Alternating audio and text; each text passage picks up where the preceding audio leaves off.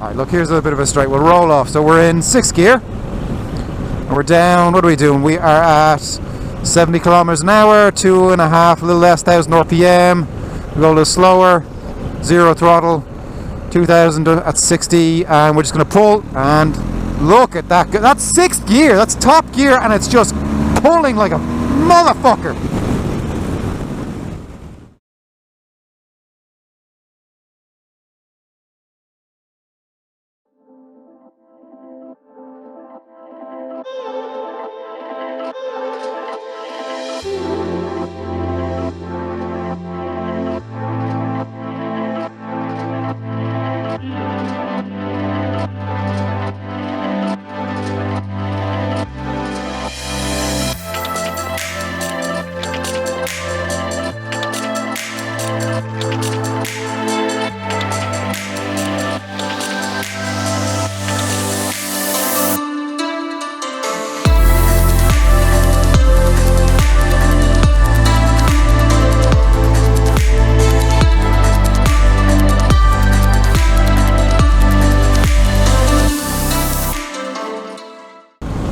This right here is the new R1250GS from BMW.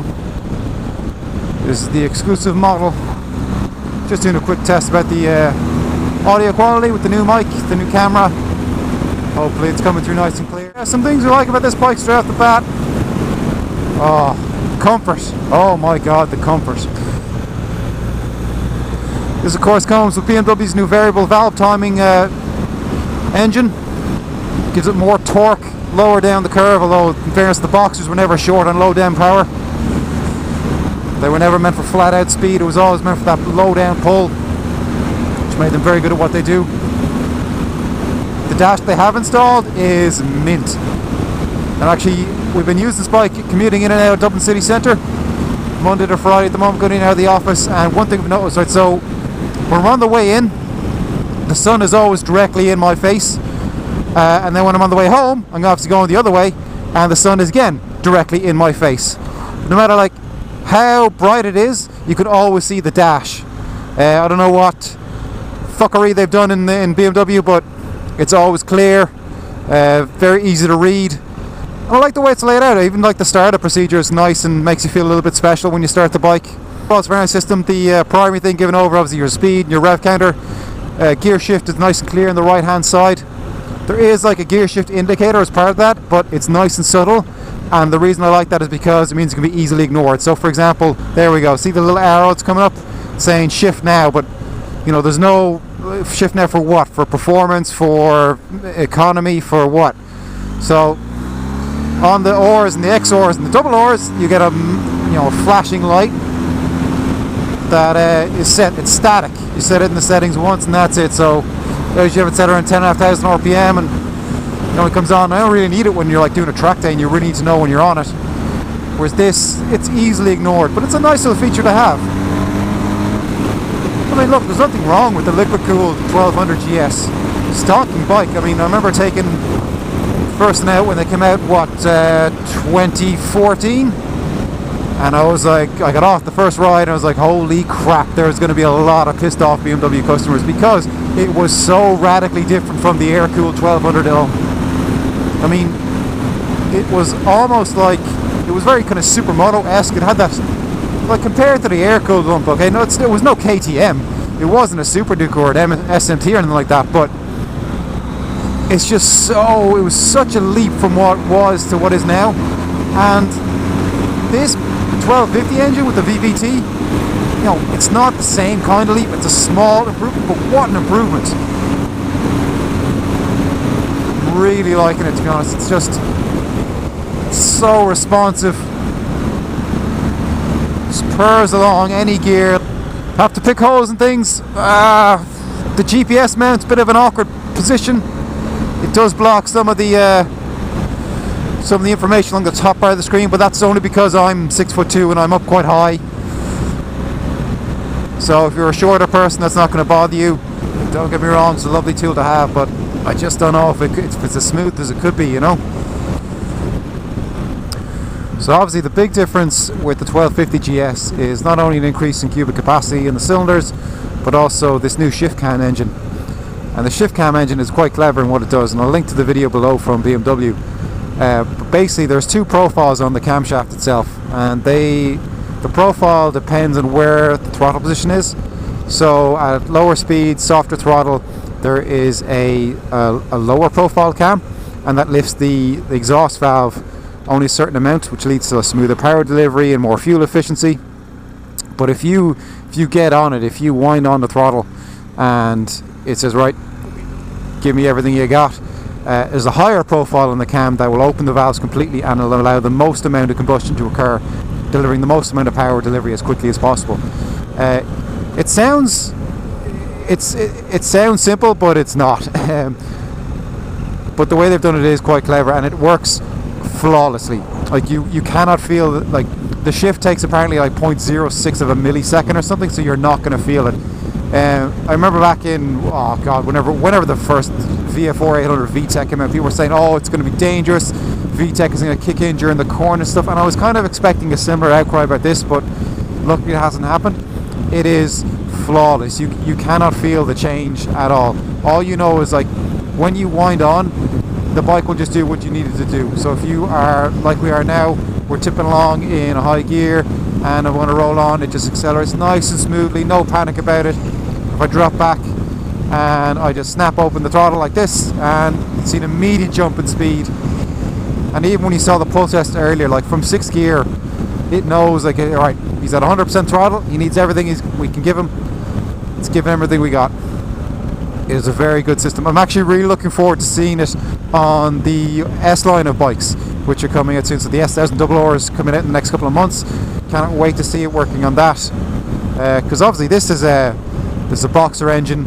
They're kind of built for torque already, and the problem with the thing with the S1000RRs were all their power was kind of higher up the rev range. So that's why, you know, for a road bike I run an OR, because low down torque is there, it picks up power faster, and it's you know, where I spend most of my life is kind of at legal speeds, and that's where I need the performance and the reaction. But apparently now with the ShiftCam engine on the double ORs, you have the best of both worlds. You have the low down torque and pickup of the OR, but also the top end craziness of the double OR. So as an introduction to ShiftCam, this is brilliant. So one of my main concerns about commuting on the GS was just the overall size, and especially the width of it. But what I quickly realised is, because the GS is so tall, like you can see here, I'm essentially above all the other, like, traffic. So the only thing I really need to watch out for is vans and trucks, because vans have their wing mirrors kind of similar height as my handlebars. But as far as cars go, I'm just like floating over them, so it's great. The seating position is really good. It's upright, you're nice and high. Allows you to keep your head in a swivel. Kind of feel like a meerkat at times away. Alan! But yeah, no, it's good. One thing I do really like about the new TFT Dash is the advancing red line. So when you start the bike first, so we're only on the road now about 5 minutes. But you can see, I don't know if you can see it there, but it's currently sitting just at 7,000 RPM. That starts at like 5,000 RPM, and as the engine gets hotter and warms up and stuff starts to move around, that limit goes up and up and up until it goes up to its normal 9,000. But it's a good indication of just, you know, how it's actually doing warming up. It's a nice feature. I don't think I've seen that before anywhere else.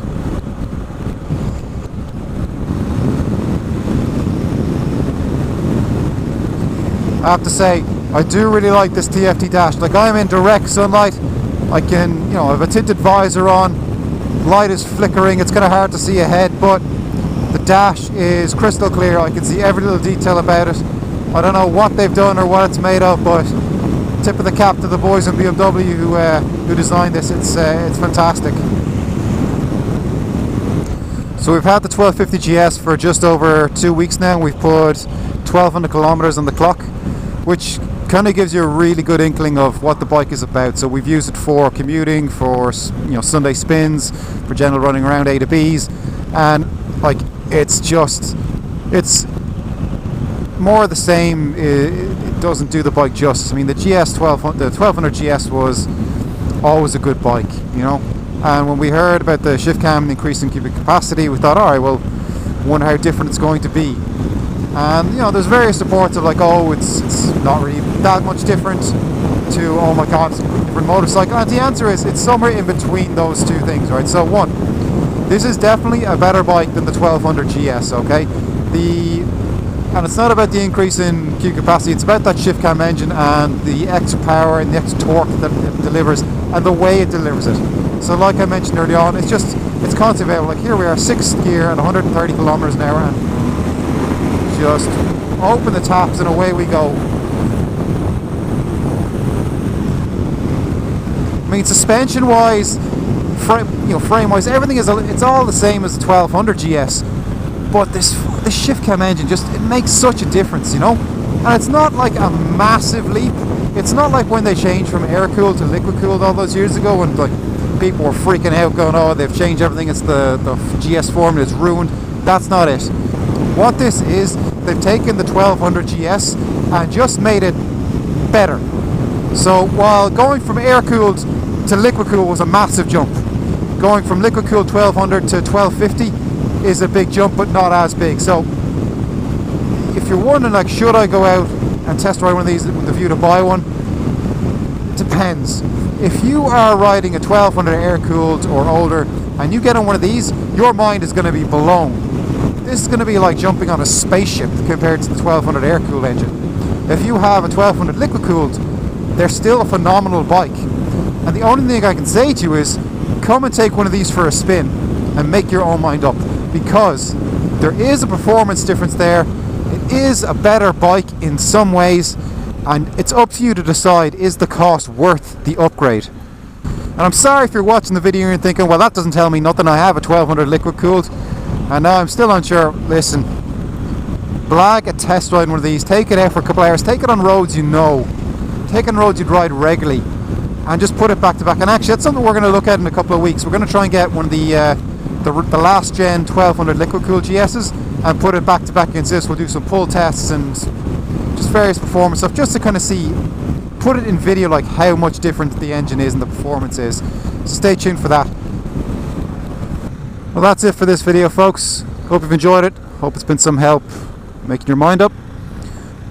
Any questions, comments, please leave them down below. We do read every single one of them, try to reply to them all. Yeah, so thanks very much. Catch you in the next one.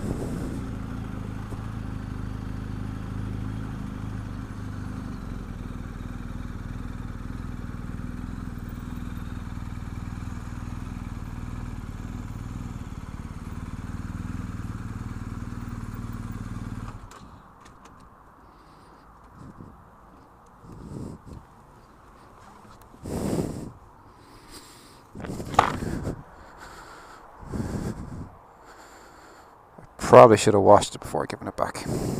Steve!